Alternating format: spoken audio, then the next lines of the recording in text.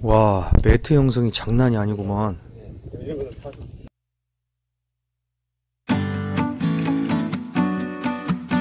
안녕하세요. 코리아 농업TV입니다.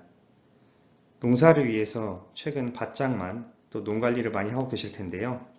이뿐만 아니라 육묘장에서 미리 묘를 사셔서 어느 정도 육묘를 직접 하신 다음에 정식을 준비하는 분들도 많이 계실 거라 생각합니다. 과거 비해 최근 몇 년간 구름이 많이 끼고 또 상대적으로 따뜻한 날씨 그리고 밤낮의 큰 일교차로 인해서 육묘간에 많은 문제점이 나타나고 있습니다. 뿌리 발근이 부진하다던가 생육이 저하되거나 양분 흡수가 어렵거나 이로 인해서 많은 생리장애와 또 결주율이 증가하는 이러한 추세가 나타나고 있습니다. 그러한 문제점을 해결하기 위해 최근 다양한 방법들이 이용되고 있는데요. 오늘은 그 중에서 최근 가장 각광받고 있는 근권 미생물에 대해서 말씀드릴 수 있도록 하겠습니다. 보시는 사진은 최근 한 농가에서 찍은 사진인데요. 같은 종자를 직접 파종하여 자가 육묘를 하고 계신 농가였습니다. 사진에서 확인이 가능하시겠지만 굉장히 생육에 있어서 큰 차이가 나타나는데요. 우측 사진에 비해 좌측 사진에서는 생육이 굉장히 불량하고 또 발화가 굉장히 발화율이 떨어지는 그러한 모습을 보였습니다. 지금 많은 분들께서 육묘를 하고 계실 텐데요. 여러분께서는 어떤 묘를 정식하고 싶으십니까? 육묘가 농사의 반이라는 말처럼 건강한 육묘 관리는 농사에 있어서 가장 중요한 부분일 것입니다. 그렇다면 어떻게 육묘 관리를 해야 할까요? 다양한 방법이 있겠지만 큰 관리 방법으로서는 크게 환경관리, 병관리, 생육관리 등이 있겠습니다. 환경관리는 기본적으로 병관리, 생육관리에 앞서서 가장 우선시돼야 될 부분인데요. pH, 온도, 습도, 광 등 환경에 있어서 많은 부분들이 이제 작물의 생육에 맞게 관리가 되어야 할 것입니다. 이렇게 환경 관리가 되었다면은 그 다음에는 이제 병 관리나 생육 관리를 해주는 것이 중요할 텐데요.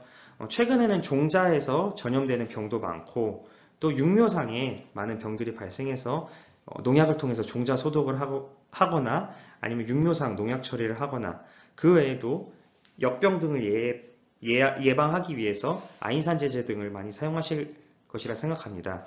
이러한 병 관리 또 생육 관리에 있어서는 최근에 굉장히 기온 일교차가 크고 또 광합성 양이 줄어들기 때문에 생육이 굉장히 저하되는 현상이 나타나고 있습니다.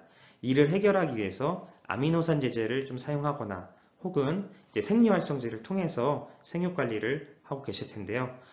이렇게 환경관리, 병관리, 생육관리 많은 부분에서 관리를 하고 계실 테지만 병관리나 생육관리가 어렵다면 어떠한 방법으로 해결해야 될까요?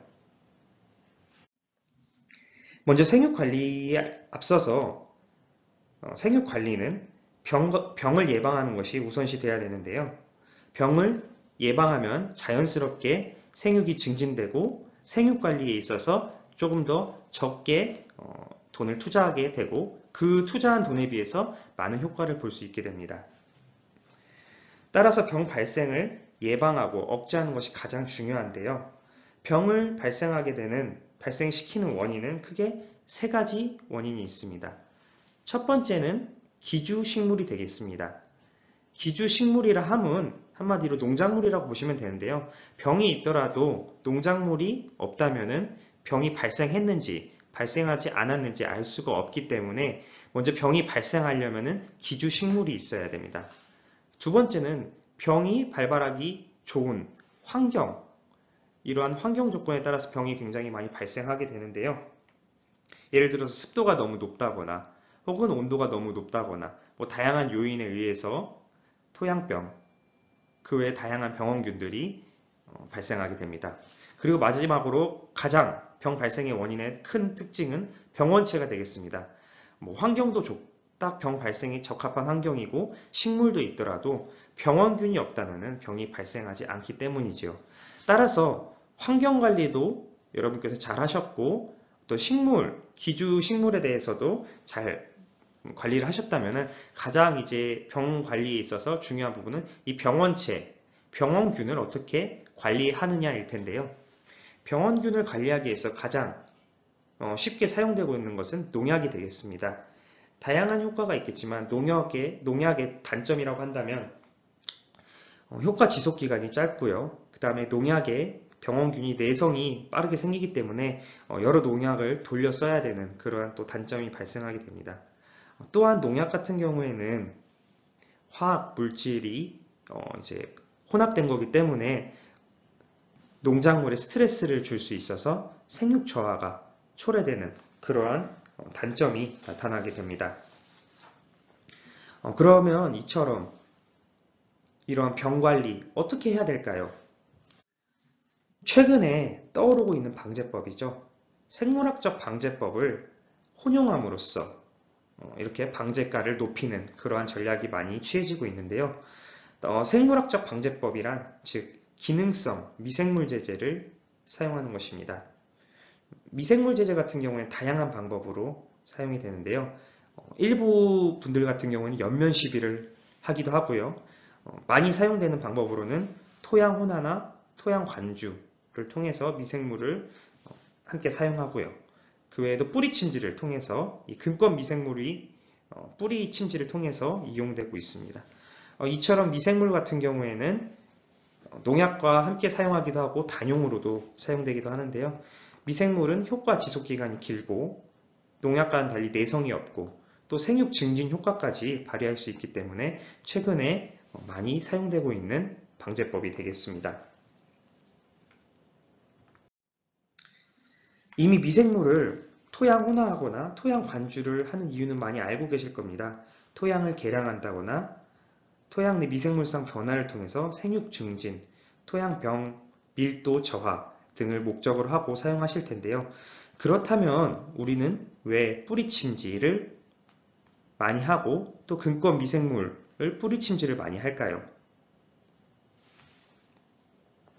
뿌리 침지는 다양한 이유로 사용되지만 가장 큰 이유는 작물의 뿌리 주변, 근권에 대한 효과를 기대하기 때문입니다. 토양 병원균을 줄이기 위해서 토양 소독도 하고 토양 처리를 통해서 농약을 많이 살포하지만 실제적으로 농약을 살포하더라도 효과가 짧고 또 토양 내에 있는 모든 병원균을 잡기는 한계가 있습니다. 따라서 근권 미생물을 통한 뿌리 침지를 통해 병원균을 예방하는 것이 최근에 트렌드로 많이 떠오르고 있는데요. 병원균을 아무리 잡더라도 100% 잡을 수 없기 때문에 그 병원균 중에 일부가 이제 식물에 침투하게 되면 결국 식물에서 병원균의 밀도가 늘어나고 또 병원균으로 인해서 식물이 자라지 못하고 고사하는 그러한 문제가 발생하는데 이러한 문제점을 막기 위해서 뿌리 침지를 통한 병원균 예방법이 많이 사용되고 있습니다. 그렇다면은 굉장히 많은 이런 방법이 있는데 특히 뿌리 침지의 특징이 무엇이고 또 어떤 제품이 뿌리 침지를 했을 때 가장 효과적인지 한번 알아볼 수 있도록 하겠습니다.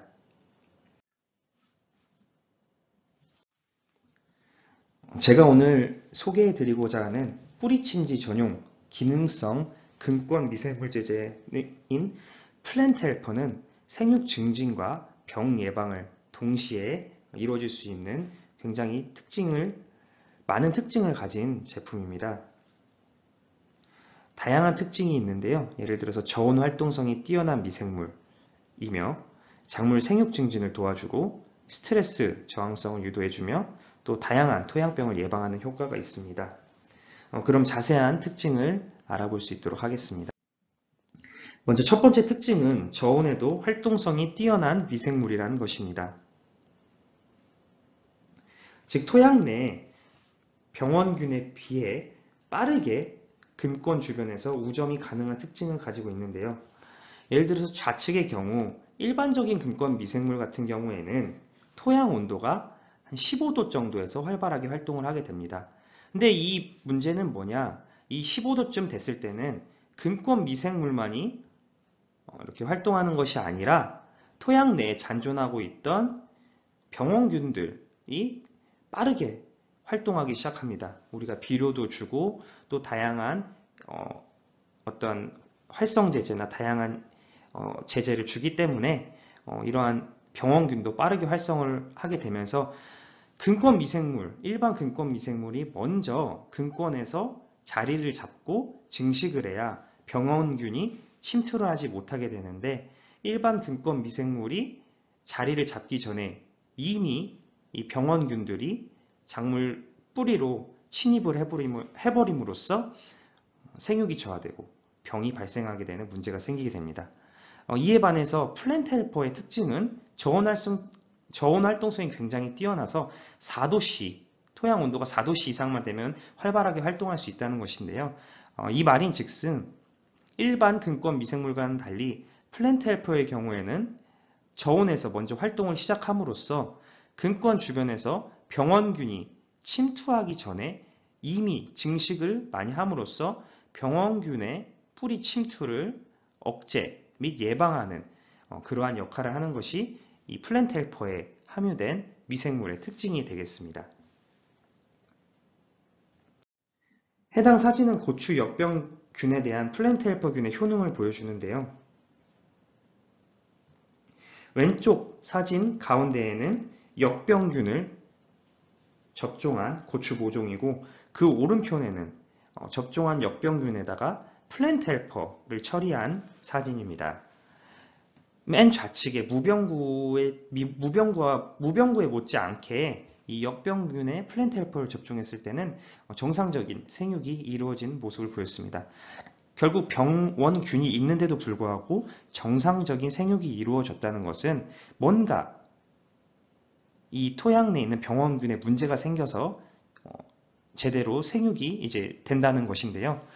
옆의 사진이 아마 이러한 궁금증을 해결해 줄 것이라 생각합니다. 옆의 사진은 이 플랜트 헬퍼 균이 역병균, 여기 보이시는 역병균을 가운데를 뚫고 들어가서 섭식하는 모습을 보여주는데요. 이 말인 즉슨 병원균이 있는데 이 병원균이 자라야 되는데 자라지 못하게 중간을 뚫고 들어가서 병원균을 섭식하고 기능을 못하게 만들어 버린다는 그러한 사진이 되겠습니다. 따라서 플랜트 헬퍼균이 병원균을 잡아먹는다, 이렇게 보시면 되겠습니다. 그를 통해서 이제 밀도가 굉장히 낮아지는 것이겠죠. 플랜트 헬퍼는 특히 벼에도 굉장히 효과적인데요. 이제 좌측 사진 같은 경우에는 이제 뜬모에 플랜트 헬퍼를 처리한 사진입니다.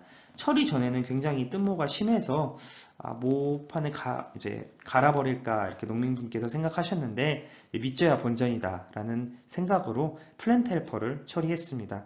이 플랜트 헬퍼를 처리한 결과 굉장히 놀랍게도 뜬묘에서 회복되는 그러한 모습을 볼 수 있었고요. 그 외에도 이제 잘록병에 걸려서 뿌리가 잘 안 났는데 플랜트 헬퍼를 처리하니까 잘록병에 걸렸는데 잘록병에서 회복돼서 이제 새 뿌리가 나는 모습을 볼 수 있었고요. 또 곰팡이성 병도 이제 회복돼서 뿌리 발근이 정상적으로 이루어지는, 이처럼 병 예방 및 억제 효과가 굉장히 뛰어난 효과를 보여줬습니다.